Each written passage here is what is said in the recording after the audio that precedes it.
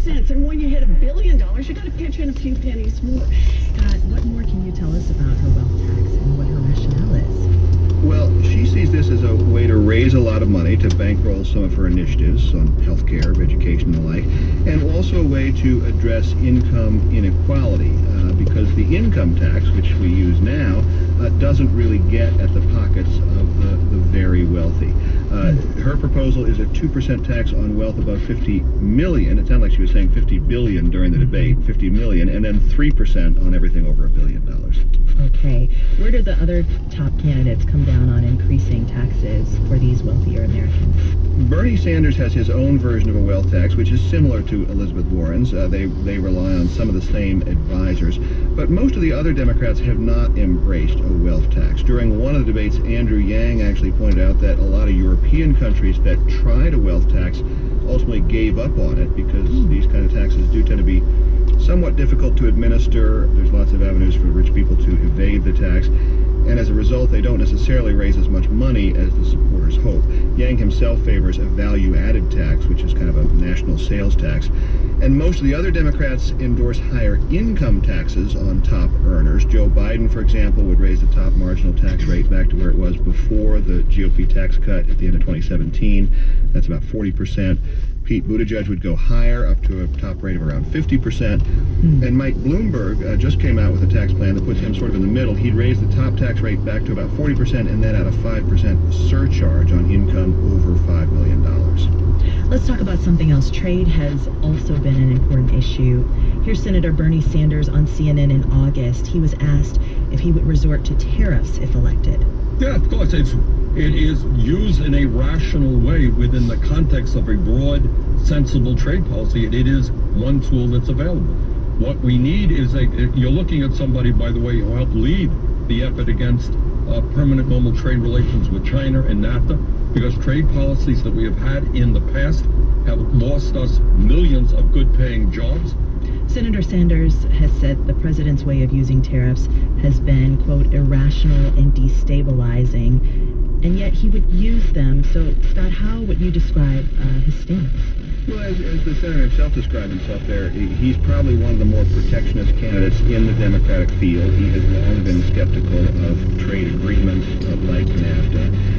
He's also opposed to the complicated version of that agreement with Mexico and Canada, even after House Democrats succeeded in winning new protections for labor and the environment. Warren, who backs the updated NAFTA, now known as the USMCA, even though she's also not a real classic free trader. Are there any other candidates that are differentiating themselves on trade? You know, almost all the Democrats have said they would not rejoin the big Asia-Pacific trade deal that pulled the U.S. out of on one of his first days in office. Even former Vice President Biden, who was vice president when that deal was negotiated. That's right. President Trump has really succeeded in moving the dialogue on trade in this country in a more protectionist direction, even though, it's interesting, voters who don't like the current president have actually grown more supportive of free trade in reaction to Donald Trump's protectionist measures. One thing that does unite the Democrats is that most of them say, in trying to deal with China's unfair trading practices, the U.S. will work with its allies, and that's sort of at odds with the president's approach, President Trump's approach. He has more or less taken on China all by himself, while in many cases alienating other countries by picking separate trade fights with them. I want to talk about Pete Buttigieg, who's talked a lot about investing in rural America. Here he is talking about poverty in the December debate. We've got to talk about poverty.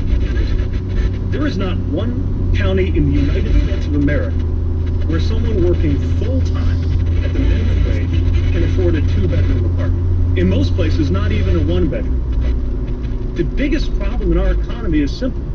People are not getting paid enough. That is not the result of some mysterious cosmic force. It's the result of bad policy, and we've got to change it by raising wages and empowering workers. Okay, he's talking about raising wages and empowering workers. Scott, can you tell us a little bit more about his plan? He has a lot of plans. I guess many of them informed by his experience as the mayor of South Bend, he's the former mayor now, but he's called for more federal investment in education in high poverty areas. He's talked about boosting federal investment in infrastructure. He's also outlined what he calls his Douglass Plan, named in honor of Frederick Douglass, to address some of the systemic economic challenges facing African Americans.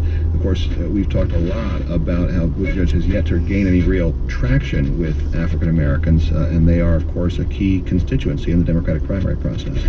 Yeah. I'm also wondering how much other candidates are also talking about poverty. Well, you know, you heard Buttigieg talking there about how a minimum wage worker can't afford a two-bedroom apartment. There is widespread support among Democrats for boosting the minimum wage. The federal minimum has not actually increased in a decade. It's still stuck at $7.25 an hour. But in that decade, we have had dozens of states and cities that have boosted their minimum wages.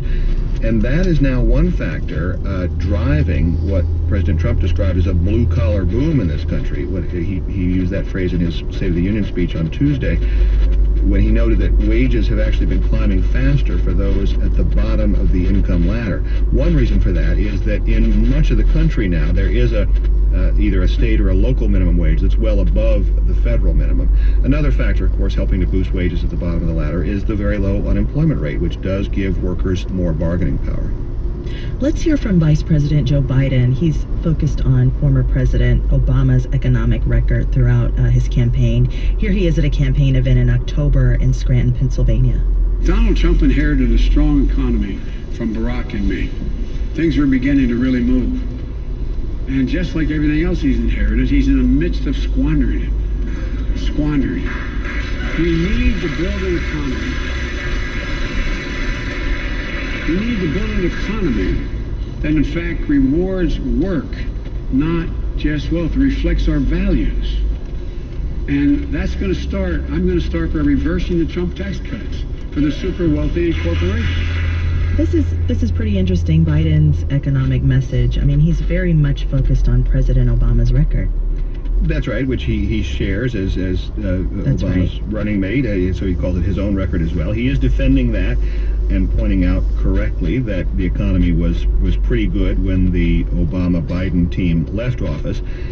Biden does have an affirmative economic program of his own, but it is certainly less ambitious than some of his Democratic rivals. It's also cheaper, which could appeal to some voters who worry about the big price tag on things like Medicare for All. Yeah. When you look at the Democrats' message on the economy overall, do you think the strong economy and low unemployment rate, as you mentioned, those numbers that we're experiencing right now, make it harder for them to criticize President Trump on this specific issue? What do you see in the roadmap looking forward? It is a difficult balancing act for the Democratic field because the U.S. economy is doing pretty well. Consumer confidence is strong. The Democratic candidates probably don't want to sound as if they're talking down the economy. At the same time, they do want to challenge President Trump and his claims of something like a great American comeback. As we said, in fact, the economy was pretty good when President Obama left office. The GDP growth last year was basically the same as it's been on average over the last decade. So this notion that there's been some tremendous turnaround under President Trump is probably a notion that Democrats want to challenge. The other thing they might do is take issue with some of the metrics. You know, when the president talks about the booming stock market, Democrats might want to remind Americans that stock ownership is very heavily concentrated among the wealthy. About 45% of Americans own no stock, and most Americans don't have a whole lot of their wealth tied up in the stock market. For them, things like medical bills and weekly paychecks are more important markers of how the economy's doing. That's Scott Horsley, NPR's chief economics correspondent. Thanks as always for joining us. My pleasure. Take care. This is Here and Now. And this is WHYY, it's 150. Supporting WHYY, the Center for Architecture and Design. Their February 11th Edmund N. Bacon Urban Design Awards honor MacArthur Fellow Majora Carter and the 2020 Student Design Competition winners. Details at philadelphiacfa.org. Next time on The Pulse, it's Oscar season, and we're looking at the science that brings movies to life. Like, how do you best create the sound of breaking bones? They'll freeze some celery so that the water inside gets frozen, and then it's like, you know, as they twist the celery. it tricks the brain basically into thinking, yeah, I guess that is what that sounds like. Movie Magic on the Pulse. Tomorrow morning at 9 on WHYY. A restaurant you may want to avoid on dates because you won't want to share, impossible dessert choices and scallops you'll never forget, and the best way to eat Spam on the go in Center City. Restaurant reviews from viewers like you. Check Please Philly, tonight at 7:30 on WHYY TV. Funding for Here and Now comes from the listeners of WBUR Boston, where the program is produced, and your NPR station. From GEICO, offering auto insurance coverage for cars, trucks, or SUVs, and providing 24/7 customer service. More information on auto insurance at geico.com or 1-800-947-AUTO. And from Staples, with printers, printer ink, and toner cartridges for home and business, and in-store print shops for customized presentations, booklets, and manuals. More at Staples stores or staples.com.